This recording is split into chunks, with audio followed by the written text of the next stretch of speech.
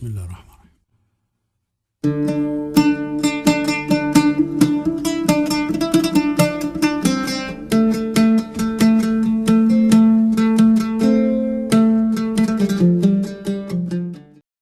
Welcome back, everyone, to the sixth part in our continuing series, History in a Time of Genocide Between Palestine and the World, with Professor Ariel Salzman, who's back. Welcome back, Ariel.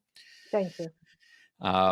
If you've been listening to previous episodes, you know we've covered a lot of ground of history from, the medieval era in terms of talking about persecution of religious minorities and the emergence of racism, exclusion, and its consequences on the history of Europe as a colonial power with its involvements in the Middle East. And we've talked about the Islamicate societies and a correspondingly different form of relationships, and then carried forward from there to talk about the region and about Palestine.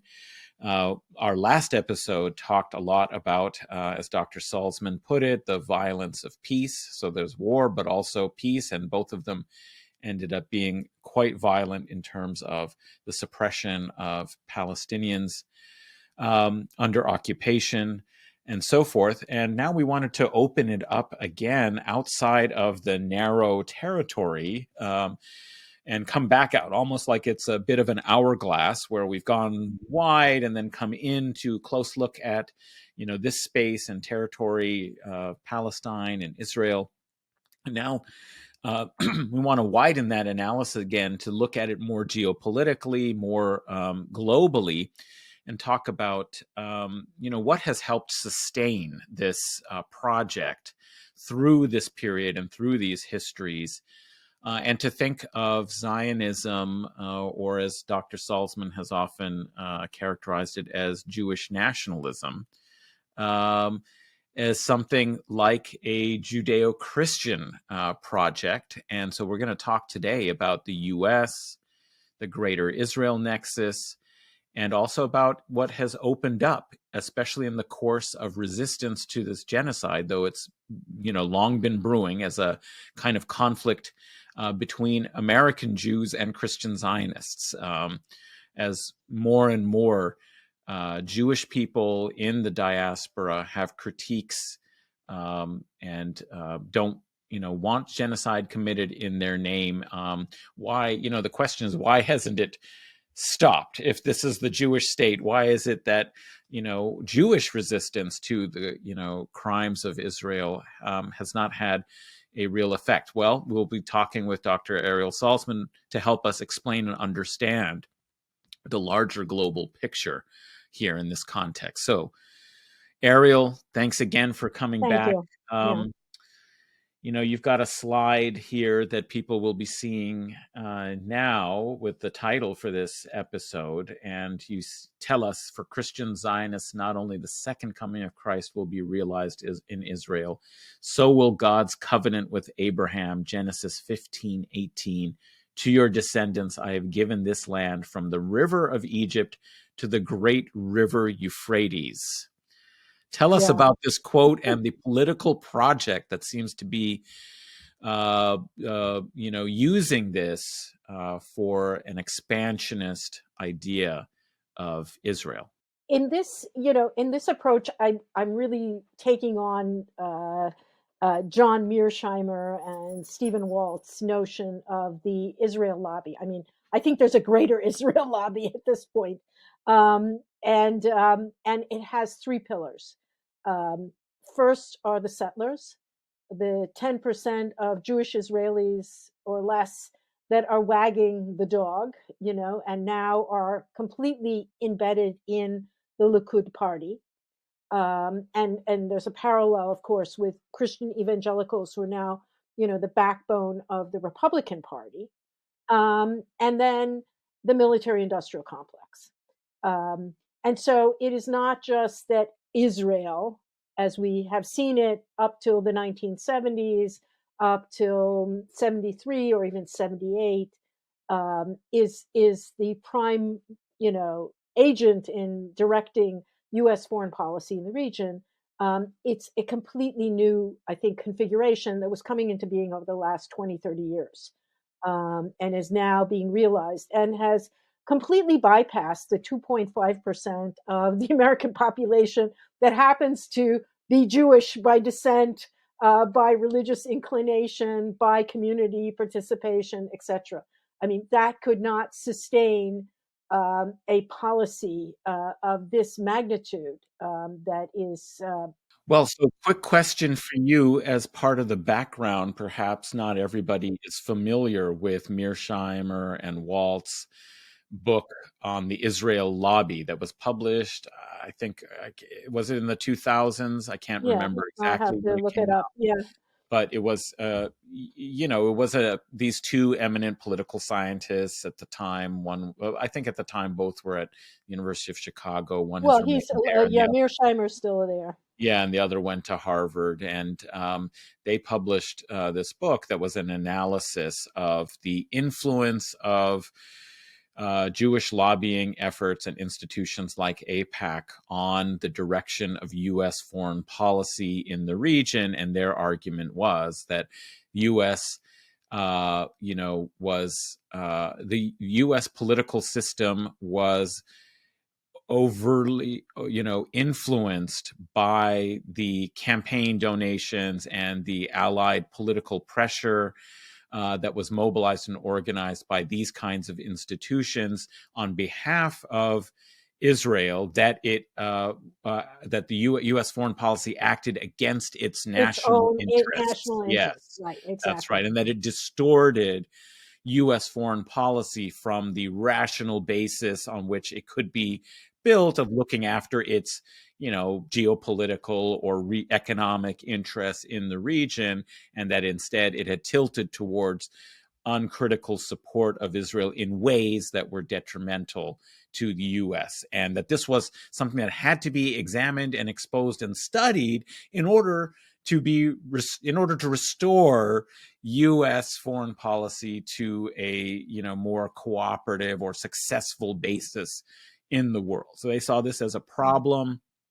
They analyzed it, and the recipe, of course, was, to reject the lobby and make appropriate alliances and policies that would redound to the benefit of the U.S. geopolitically and economically. So that was kind of the argument that they made. Maybe I haven't gotten No, no, all the no. That's aspects that. of No, it. that's it. It's rat choice by Yeah, political science, right. but it neglects. There's no minimizing the impact of APAC on the American and general American electoral politics. They can defeat people.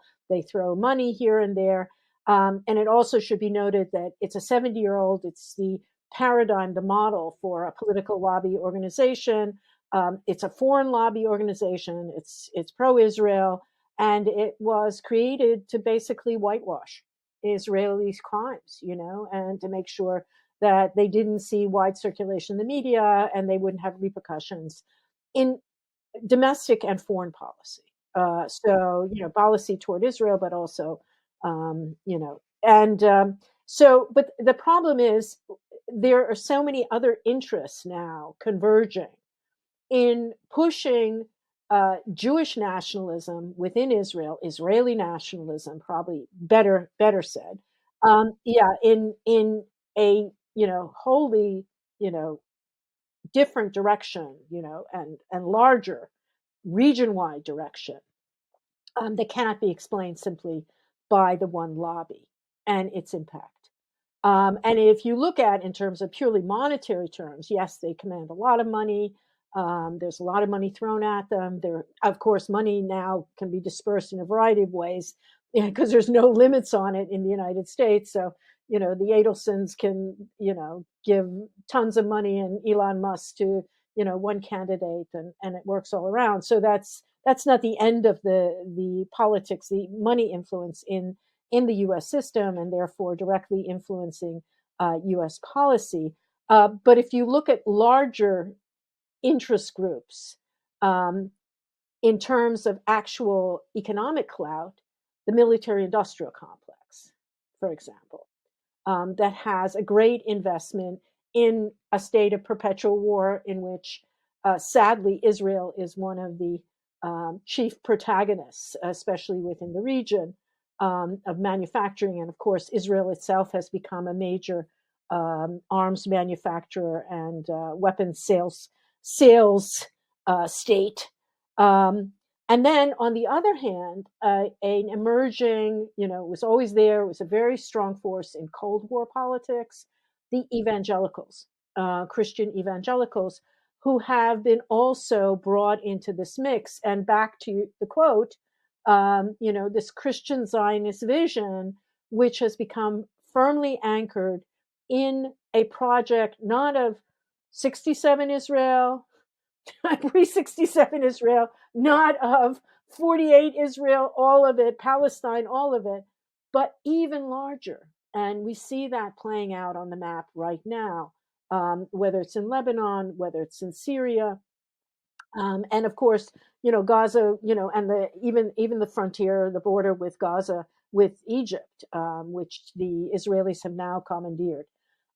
So they've been brought in and sort of cultivated, and you would have thought that religious Jews would turn up their nose to having this association with Christian Zionists who actually see the second coming of Christ linked to the demise of Judaism and the Jewish people. I mean, self-preservation alone might have argued for them to keep an arm's length, but they've been embraced, and they have tremendous presence now within Israel itself, and of course, tremendous influence on a Republican Party, which since Ronald Reagan really has becoming increasingly embedded in or linked to Christian Zionists and Christian evangelicals. So, I mean, I think we're facing a whole new configuration. And again, the quote is from the Nile to the To the Euphrates. Euphrates, yes. Can all be conceptually indigenous, indigenous to Jews, and this whole tempest in a teapot over slogans like "From the river to the sea," which is something that the Likud party has as part of its platform. They just reverse it. They say from the sea to the river is all greater Israel. But now, I mean, that whole thing is Yeah, very this is an elastic. even more Yeah, capacious exactly. geographical, territorial, claim that's being made well beyond the river to the sea, Jordan River. That's the other Yeah, river. So yeah, yeah, it's they the other mean river. Yeah, the Tigris. yeah. So Sorry, the Euphrates, The Euphrates, Euphrates River. Euphrates, Yes, Tigris. right. Not So the Dijla, but the Furat. Yes, that's right. yeah, So yes. okay, well, so this is So important, I and we think, should break down some yeah, of the those different three parts. components Yeah, of those three yeah. that you've mentioned. And one point that I wanted to raise is also, of course, the intersection between some of them. So, the way in which Well, evangelicals. let me get at that at the end, because I think Okay, that, let's yeah, let's let start me then. start out with the military-industrial complex, because that that takes us back to the 1970s when the U.S. became a major supplier of Israel's weaponry. Before that, Israel had to make do with what it could get, I think and France, France, yeah. Well, Czechoslovakia, Czechoslovakia during the 40s and 50s, and 50s, yeah, yeah, and then France thereafter. subsequently. They developed, probably, partially by force, but they also were developing in the 70s a nuclear arsenal, And I think and France they're was the involved only with that. nuclear. France might have been involved, but definitely South Africa was a source for their uranium, and that's something that's been developing. They're the only state in the region beyond Pakistan that has a substantial nuclear arsenal, and of course is not a member and not subject to the restrictions of the non-proliferation treaty, which is Iran is perpetually, censured by. So, so there's all these sort of exceptions, and there's even a clause in terms of that Israel is allowed to have and maintain an edge, a military edge above all other states in the region, because after Camp David, Egypt too became a recipient of U.S. largesse. The Saudis have get a substantial amount of weaponry from the United States, which they purchase, of course. Egypt gets some of it, as part of the aid package. A lot of Egypt's aid, however, is humanitarian. It's not just military. So Israel has a nuclear arsenal. Israel has this commitment by the United States, without even a formal treaty, of maintaining a nuclear edge. According to one reporting in the New Yorker, I think by Adam Antus, every U.S. president is supposed to swear not to mention anything about keep the nuclear component of this relationship and Israel's nuclear arsenal under wraps. It's part of the oath of office. Maybe Trump will violate that. Well, I don't know. That'll be No, interesting. no, but Yeah, just talking about it, just because he they won't do it anything about has it. loose lips. He has Loose loose lips, lips. loose lips, sink ships, But right? one component of that's also, worth, I was just, not to date this episode, which will come out a little later, but I just was reading a tweet by Trita Parsi, for example, who was talking about the current ongoing bombardment that's taking place in Syria by Israel to destroy its military capacity and other infrastructure, as having a deeper lesson in understanding that actually it isn't just about maintaining an edge or an advantage, but it is, against hostile states, but that it is military doctrine that they maintain absolute military hegemony over all states in the region, whether or not they're part of a peace deal or negotiation, because as they point out, the Iranian Revolution changed a pillar of U.S. and Israeli alliance in the Shah, the Shah's regime, the Pahlavi state of Iran, from an ally into, an inveterate foe. And these could go back and forth. So the doctrine is that they should maintain Overwhelming. absolute military hegemony overall over any of the states, and that clearly the United States facilitates and, accepts that doctrine that Israel has to be supported with military technology and aid to maintain that level of dominance militarily. Oh yeah, and these just become opportunities for two things: for demonstrating, Israeli dominance. Apparently, these bombardments of Syria are the largest show of Air Force, strength Of air in power, yeah, air power in recent history. yeah, Like, what is it, 250 runs or something like that, bombardments. right, it's yeah, it's massive. The second thing, of course, they're using Western weapons, and they're basically testing them out and demonstrating.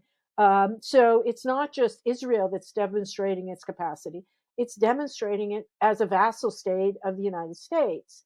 And that is really important. And of course, I think in what we're seeing in Biden is also this irredentus, this desire to replay 9/11 and yes, 2003, to reorder right. the Middle The new East. Middle East. In fact, the language Yeah. that we've been hearing is very similar to what Condoleezza Rice talked about in 2006, when she and the Bush administration encouraged Israel to, try and turn back its loss Well, of Bernard territory. Lewis and, yeah, Newt But Gingrich and the the whole well, group. she Yeah. talked about the birth pangs of a new Middle East, and of course, you're referring to also the fact that there was a kind of, understanding and a plan cooked up in some of these Washington think tanks by the neocons that were motivating Bush's war in Iraq after 9/11, about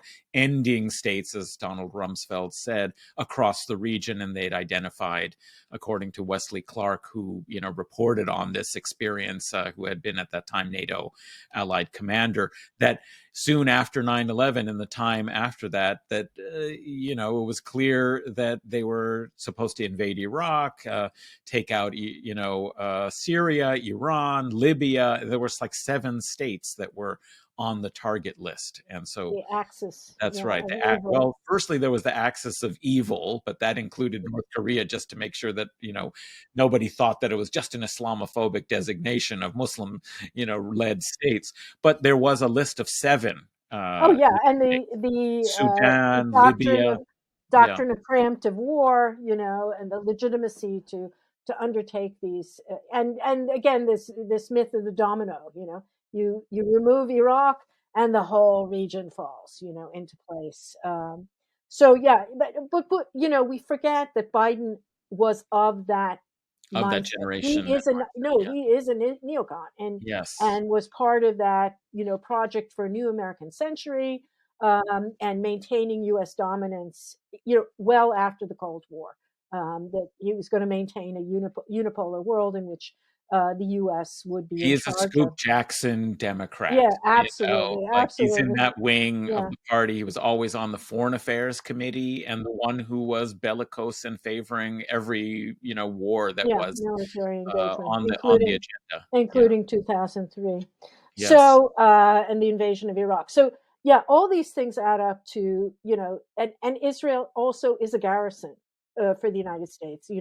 I'm sure it's depleted many of those weapons, but they're put in there basically because on many levels, and I've been told this by people who in the military used to see the Israelis just circulating in and out of, what were otherwise top secret aspects of operations and stuff like that there's a seamless relationship between the US and the Israeli military on many, many levels. Um, and of Like, course, there's and supposed to be NATO integration and compatibility of forces and commands and all of that. That actually is, and sometimes there are questions about how well that is actually coordinated and integrated, which is part of what NATO membership is meant to be, interoperability. But that is in fact actually achieved in the relationship between yeah, no, the it's US de facto. military and the Yeah, it's Israeli. de Yes. facto. So there's that level. And then there's a level of arms transfers, which have increased over the years, and the aid package, which currently stands as a annual basis of $3 billion, but of course is far higher, probably twice or three times that amount in the transfers that have gone on over the past year, since October 2023. And here, I think the military industrial complex and understanding how it works in both sites, recipient and so called donor, is very important. On the one side, you have a global north, Germany, Italy, and the US are the largest, and to a certain extent, Arms the UK, suppliers. Yes. arms suppliers, right? They're all Rust Belt countries. They're all countries where, they're deindustrialized. Almost all the industry is now in the global south or in China. Um, and the few industries that are left, aside from auto industries and stuff like that, are all military industrial that actually pay real wages. Hmm. Um, and so, you have these sort of, constituencies wrapped around these military industrial complex that require constant export of arms, constant warfare that's followed by the Stockholm, SIPRI, and the extent to which, and of course, purchases by the US military itself. So when the United States gifts Hmm. Israel $3 billion, Hmm. it is gifting itself $3 billion, Yes. Yeah. because almost all of that has to be spent on US hardware Hmm. and US equipment. And I think it would be interesting to study how much of a percentage over the years is renegotiated so that Israel can spend it on its own weaponry and its own military industrial complex, which is unique from many points of view. First of all, almost, except for a large chunk of the ultra Orthodox Jews, are all serving as citizen soldiers all their lives.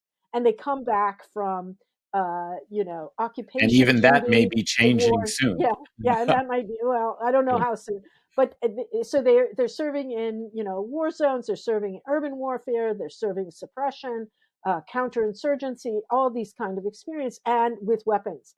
And those people cycle in and out, and often, develop their own weapons, small weapons factories, and innovations and technology in urban warfare, which are then exported The to benefits police states. Yeah, of testing it in the lab, and yeah, the Palestine laboratory, that's yeah, right. and so, but they're supplied to repressive states around the world, repressive police forces like Brazil, which routinely go in and just slaughter people in the favelas. Well, or even a lot of U.S. police forces that Your get U.S. trained police and forces are, militarize yeah, their form military, of yeah, policing as a result of these kind of productive interactions, of techniques and technology. Yeah.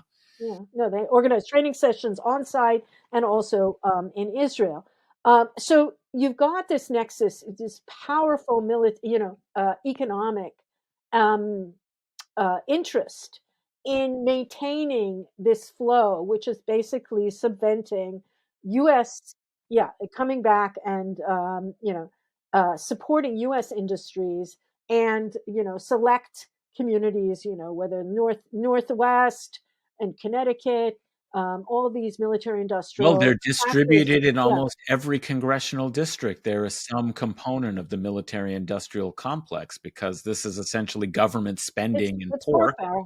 Yeah, Yeah, and as a result, there have been political negotiations, and to the advantage, of course, of these companies to have facilities broadly in different jurisdictions, so that they create a constituency politically for maintaining military spending. Right. That's the one thing that's unquestionable when it comes to every budget is the military budget. Nobody ever raises any concerns seriously, because so many congressional people in the House of Congress or the Senate are beholden not just to the lobbies, but of the military arms manufacturers, the corporate kind of lobbies, but the fact that their constituents are employed, to some great extent in these, in these industries. Almost the only, as right. we were pointing out, And industries that and they're still the only ones that can be justified to keep within the country within, because they're exactly, defense because industries. otherwise So capitalism means yeah, you got to otherwise, search for yeah, otherwise the they lowest labor I mean, costs and so on. Yeah.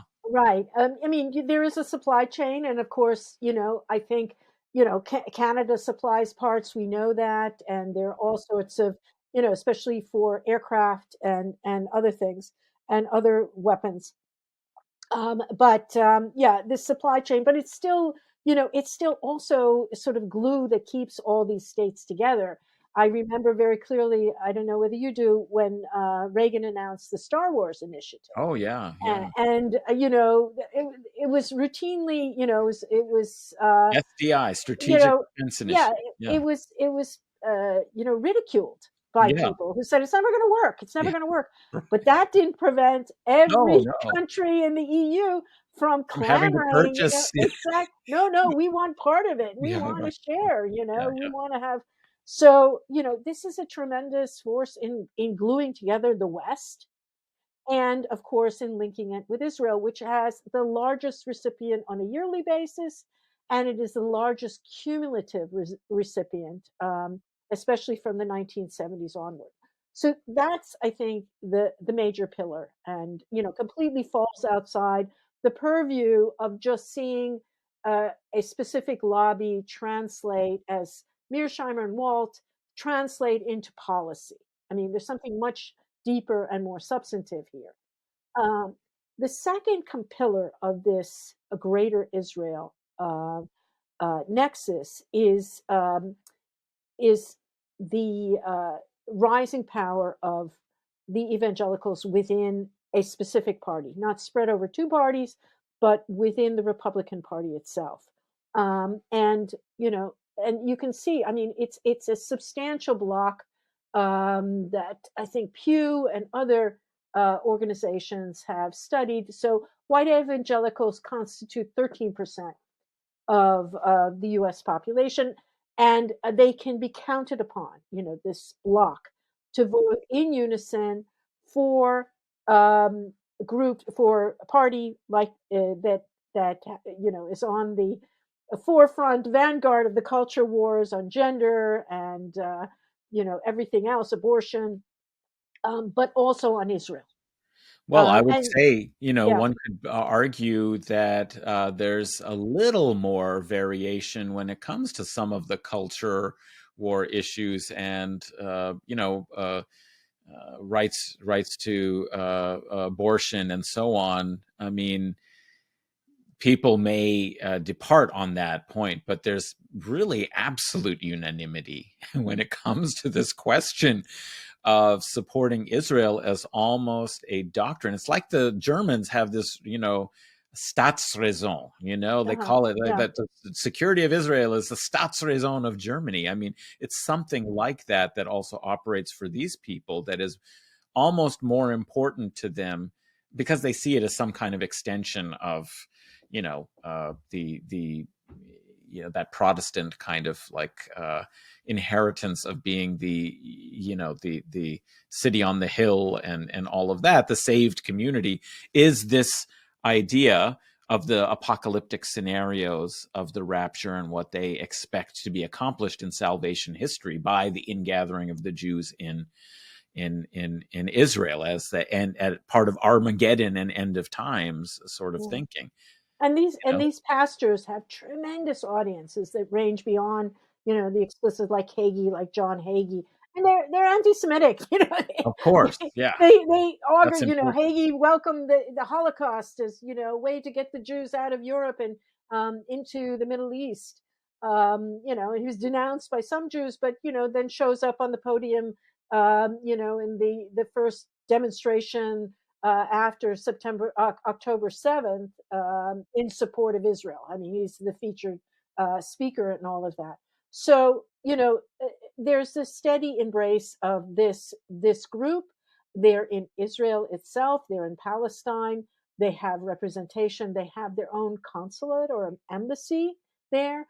They bring over thousands and thousands of young Americans, probably Australians and New Zealanders and Europeans, probably British, who come over, who are Christian Zionists, who come over there to celebrate the Feast of Tabernacles, Sukkot, and they have their own shtick. And I would say that I don't think there's any way to understand the sort of newer variants of Jewish nationalism, messianic nationalism, without seeing a sort of syncretism with Christian evangelism. And no one, I might be wrong. There might be someone out there who's studying it, but they're clearly influencing each other in very clear ways. Yeah, going back to Maracahane, I mean, they're Mhm. born in the same In this, colonial racist context, and fighting these culture wars. Mhm. And they've taken them abroad and among other Jews as well. And they don't. It's not just that they believe in end times. They don't believe in democracy. They don't believe in law. They believe in literalism of scripture, and they share these conceptions. Of course, the evangelical Christians add on an additional book or two, but they both go back to, they both put the Jewish Bible, the so-called Old Testament, as as the basis for a lot of their conception of the world and politics. So this base, which has come to power, was there present with Reagan, really achieved prominence under the two Bush W, and you can see how the influence on him as opposed to his sober, waspy father, who Mainline many Protestant. Muslims would have preferred that Republican Party.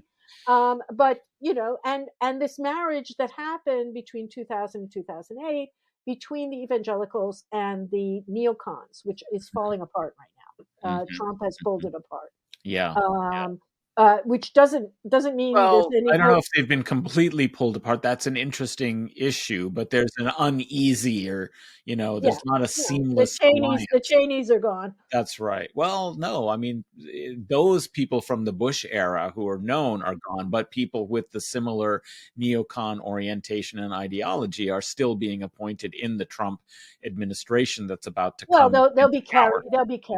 carried over as well. I mean, there's a whole level. I mean, they carried over into the Obama administration, for Well, of sure. course. I mean, a lot of The them second became. tier, third tier. Yeah, well, but my point there is just that, of course, the Democrats took over a lot of the neocons, but despite the sort of populist critique of regime change wars and so on that has allowed, a certain kind of anti-establishment, anger to carry Trump politically. His first administration, he appointed John Bolton. Okay, come on. Yeah, but He I was don't a think that founding Bolton's member of the Bolton's are not coming. I know, but PNC. the Boltons are not coming back. I Oh mean, no, they are. They are coming back. Just okay, not Bolton. It's yeah, others. Okay, so you've got a mix of appointees who are extreme evangelicals, but like Pete Hegseth, he tried to get in, who's an avowed crusader. But you also have other people who are just less known and overt, who are part of the same neocon establishment complex. And there well, has then been, we'll see what yeah, happens. we'll This is see going to who play. wins the battle. But the point Plays is out. that they haven't been completely displaced by these new, Yeah. kind of Okay. evangelical I Christian take Zionists. your correction. But the current ambassador to Israel, Yes, which of yeah, course, yes, yeah. is Mike straight out of Huckabee. Mike Huckabee, Yeah, right out of sure. the evangelical mold, and certainly for these groups, there is no two states.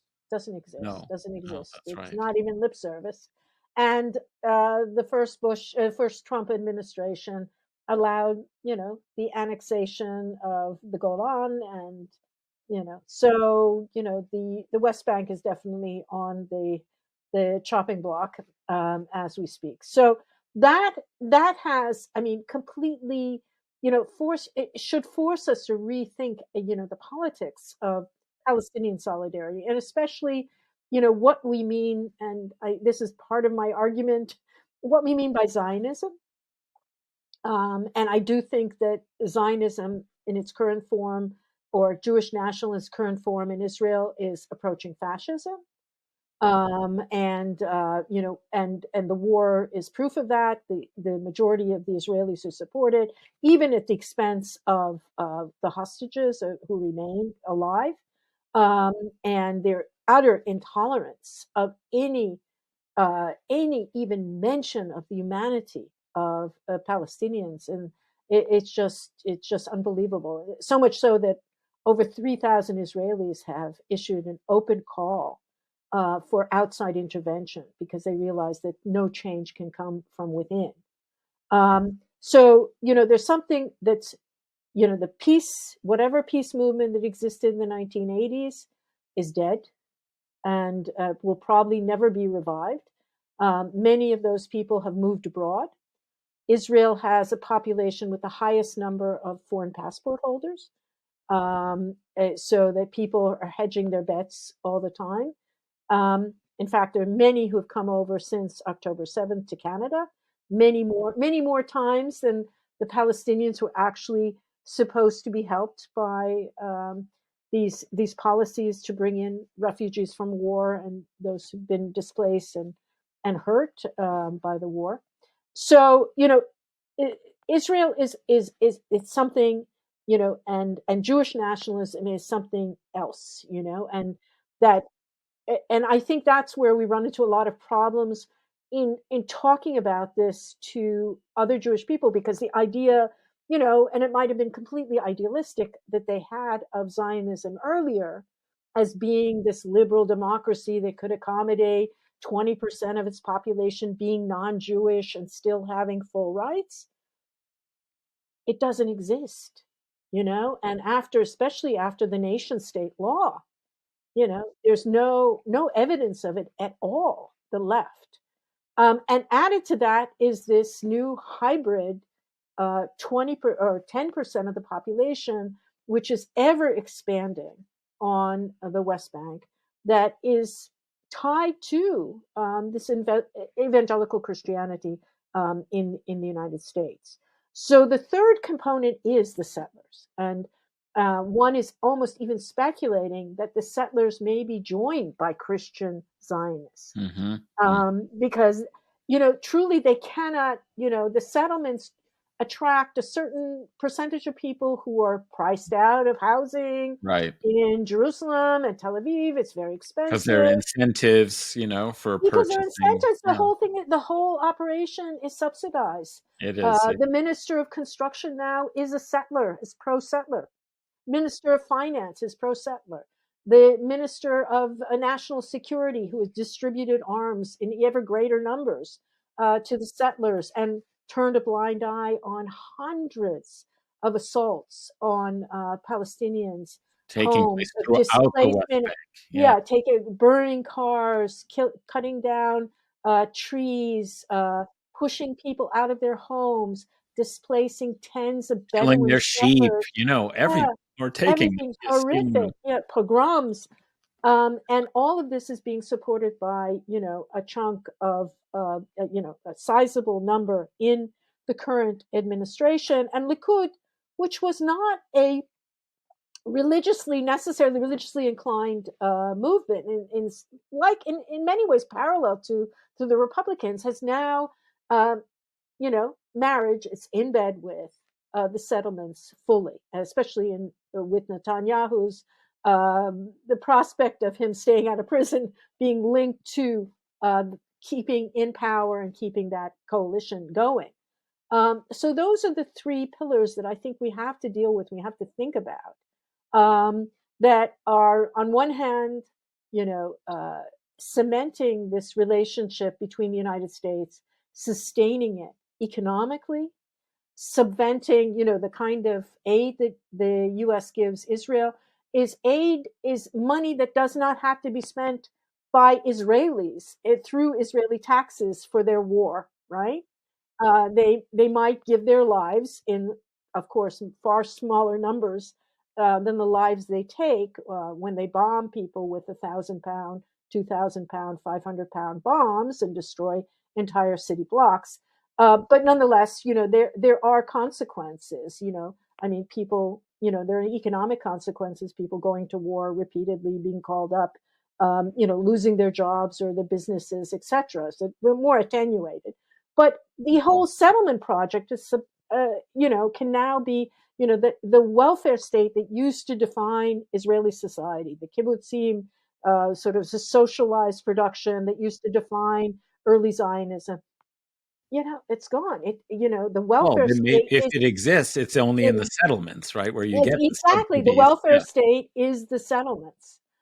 So the settlements have that kind of tie. Plus, of course, Israel's role in demonstrating U.S. weapons, demonstrating its own weapons, testing out these weapons on Palestinians, developing ever more sophisticated surveillance technologies and techniques for controlling populations, walling populations in, of course, the apartheid system Yes. in the West Bank, The and separation these wall, and it's separation walls. yeah. Hmm. And these three pillars are what is sustaining um, uh, the Greater Israel Project, with or without a Jewish buy-in.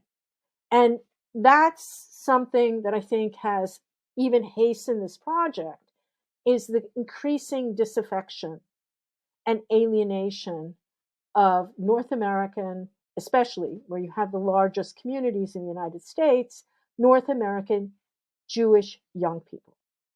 This is the mobilization that we've seen over the past year is utterly unprecedented.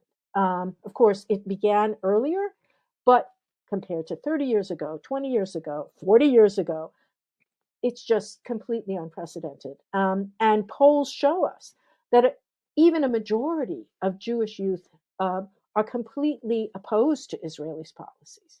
So Israel itself no longer relies on the Jewish community as its spokespeople, as its defenders, and certainly could never rely on them exclusively, given the small numbers, for support in U.S. elections. And all this is cementing, this process further and further.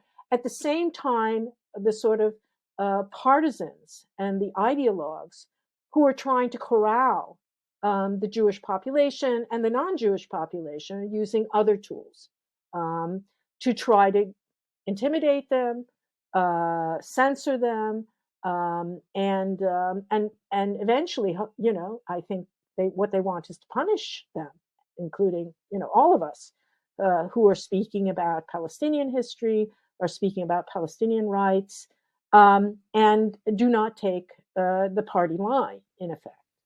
Right. And I mean, I think that's what one could call really the new anti-Semitism, is the targeting and attack on Jewish dissidents, people who are critical of Israel and of the Israeli project and of the crimes that are taking place.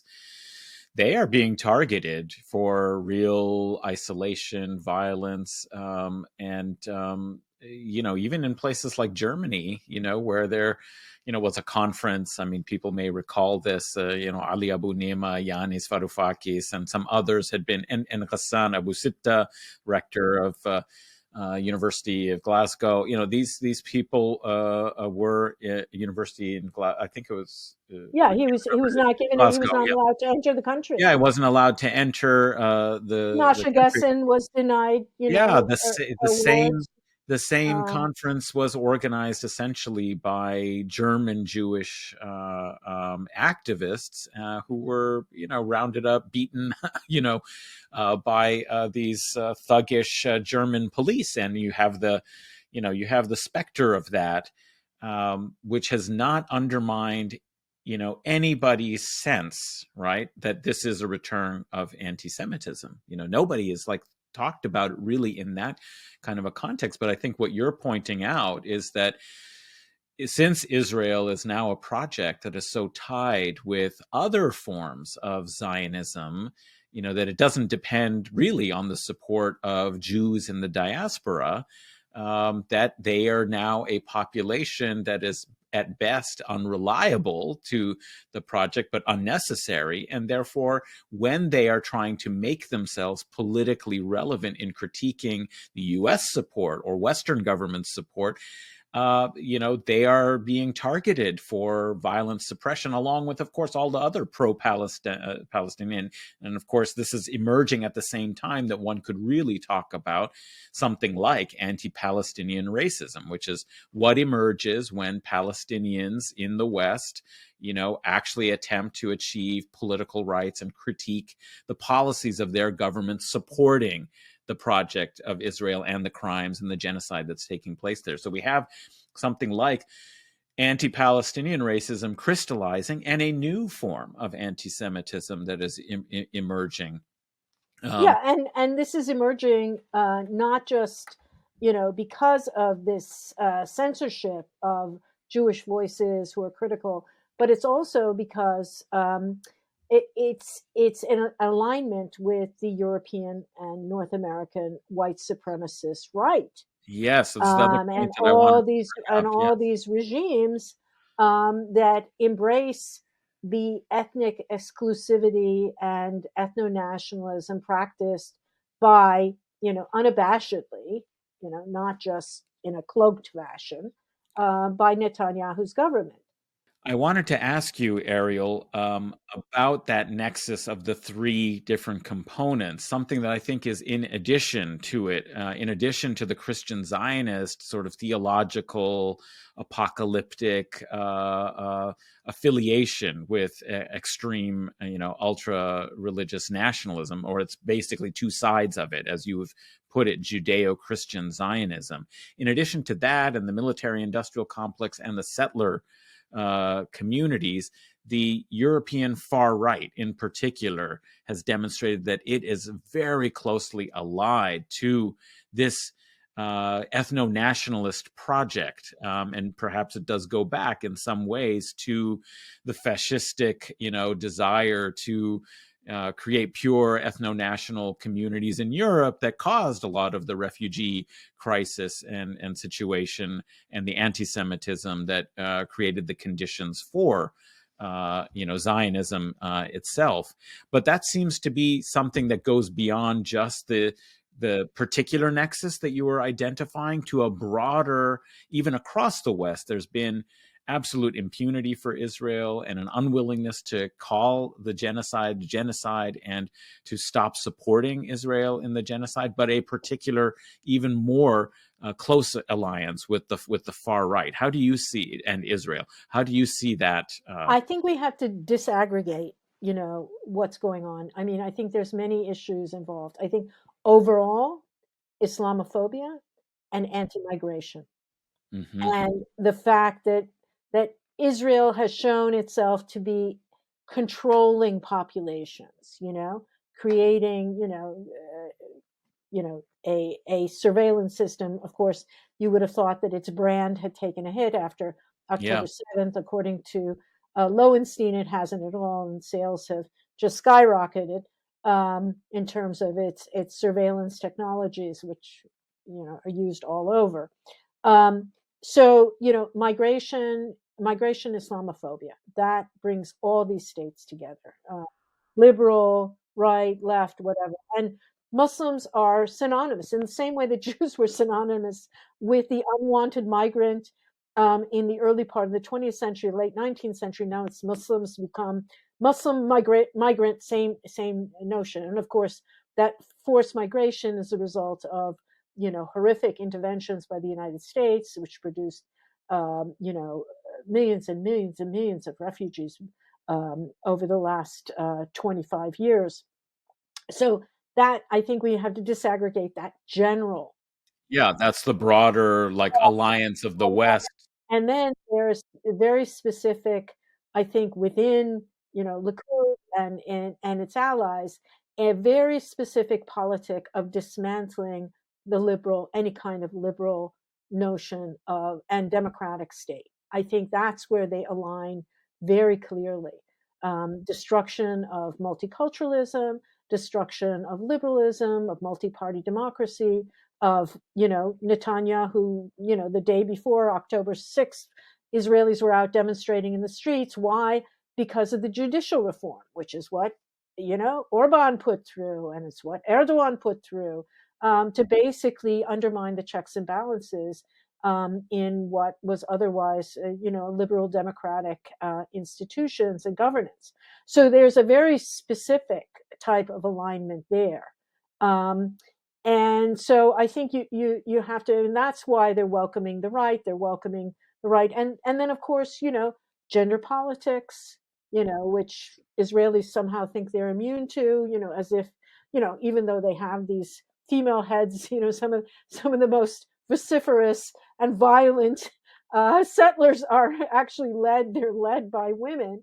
But nonetheless, very conservative values that align with Christian fundamentalists, etc. So I think But you I have don't to think there's the disaggregate. thing. I don't think the European far right is necessarily that No, theologically they're not. No, connected they're with not. that But kind of patriarchy. That's a different kind of patriarchy that doesn't come from uh, Christian, well, overt no, you're right. Christian. You're right. You're Yeah. right. You're right. You're But absolutely, I mean, absolutely. what I was found interesting about that, and I really appreciate your disaggregation. But in some ways, I think that there are other specific features to that nexus between the far right and Israel, which have to do with that deeper history that we have talked about, which is the origins really with fascism was we need to clear out all of these minority populations who don't fit Yeah. into Well, the the end of a sort of multicultural framework for integration, right? Yes, that's So, right. but the other And that motive.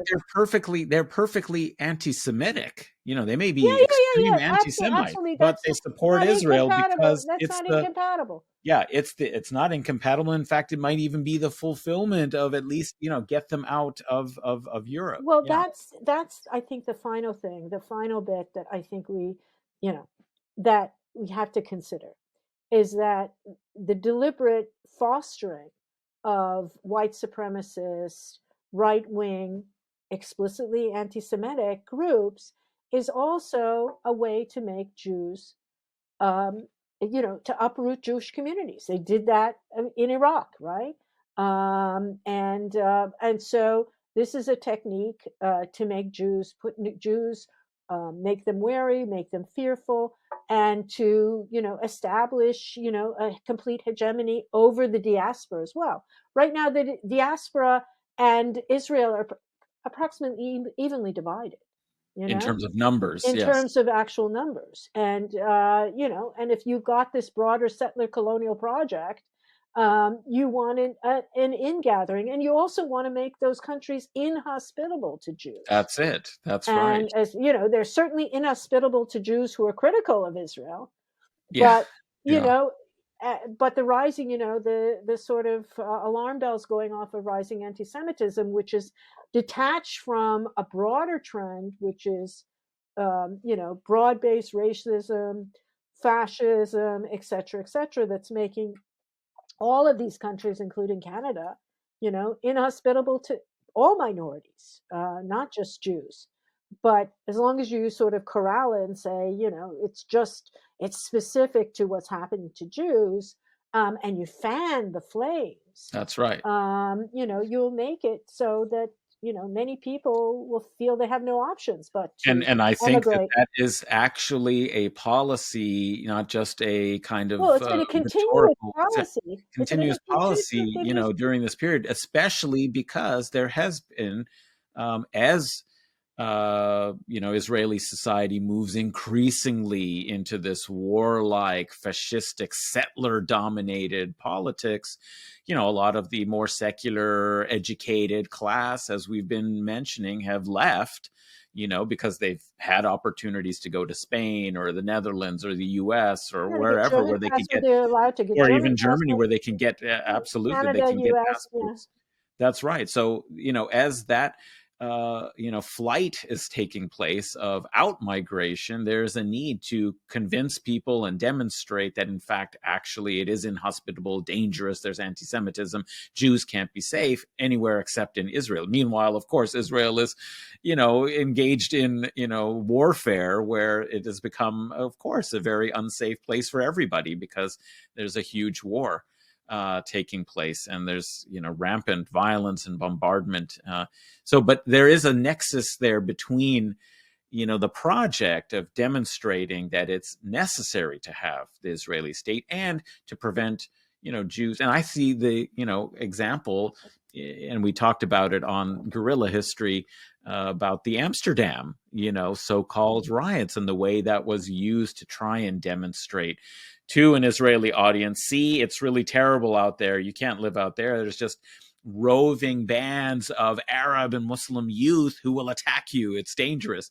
And for that to feed into the far right's politics around, we've got this problem of these anti-Semitic and terrible, migrant population that we need to get rid of, and so attempts to establish, anti-Semitism as a requirement for immigration and for citizenship, is that you have to demonstrate that you recognize and recognize Israel. And if you are charged with anti-Semitism, maybe you can be deported because you're not the kind of population that can exist in liberal democratic Yeah, society that is there's a increasingly becoming litmus test. Yeah. authoritarian and so forth. Yeah, so I think there's a real dynamic between the far right politics and Israel's politics. And I think, one thing that people outside the United States, people inside the United States and Canada, and people outside the United States and Canada, you know, don't seem to get is that people in Iran, people in Israel, people in Palestine understand our societies better than we understand them ourselves. Yes. And Yes. so, the Israelis knew that Trump was going to be elected. They had, a finger on the pulse. So, and the Iranians knew what was going to happen, when Jimmy Carter failed and Ronald Reagan came in. I mean, there's a knowledge of how to work these systems in such a way as to achieve their goals. And so it's that kind of fluency that allows Israeli operatives to work within these parties, threatening some who might be more on the liberal edge and tempted to make some sort of critical or concession, and then of course finding themselves perfectly at ease with supremacists, because in the end the kind of Jewish nationalism is not just this benign, it is Jewish supremacy, it is exclusionary Judaism. exclusionary Jewishness. Yes. That's better Yeah, it's said. not necessarily the religion, it's the That has nothing identity new, that's being but it's formulated. using the religion to establish, this kind of birthright and, superiority. And with that, you can have this, I don't know what kind of vision they have for a global politic of supremacist nationalist states all over the world, as if there can be some sort of mad, Yeah. mutually assured destruction that keeps everything in place. But of course, the new big alignment in terms of, when you're talking about global nexuses, is with India, where Israel is increasingly manufacturing more of its arms, where Modi and Netanyahu see eye to eye, where India, of course, is building a border with Bangladesh because the country is going under. So there's that other larger dimension of climate crisis, of climate refugees, Yes, yes. of the Mediterranean as a mass graveyard of, peoples who are not allowed in, of the Rio Grande, and we'll It's talk part about of that more the of their final, It's part of the nexus of aspect of, globalizing the politics of Islamophobia into and hardwiring it into these systems that can be more yeah, broadly about Islamophobia and, dealing with a global, migrants. Gaza, That's global right, global Palestine. Gaza. Well, that is a great note on which to conclude today, because that's where we want to go in our concluding discussion, is talking about Gaza as the world's future and why that struggle and what's happening there needs to be understood and resisted, because it is the crucible in which a new world is being forged, um, either for a desperate and terrible future of fortresses everywhere and great inequality, or hopefully possible liberation and a different model. So we will talk. We'll talk about that in the next episode. Thanks so much.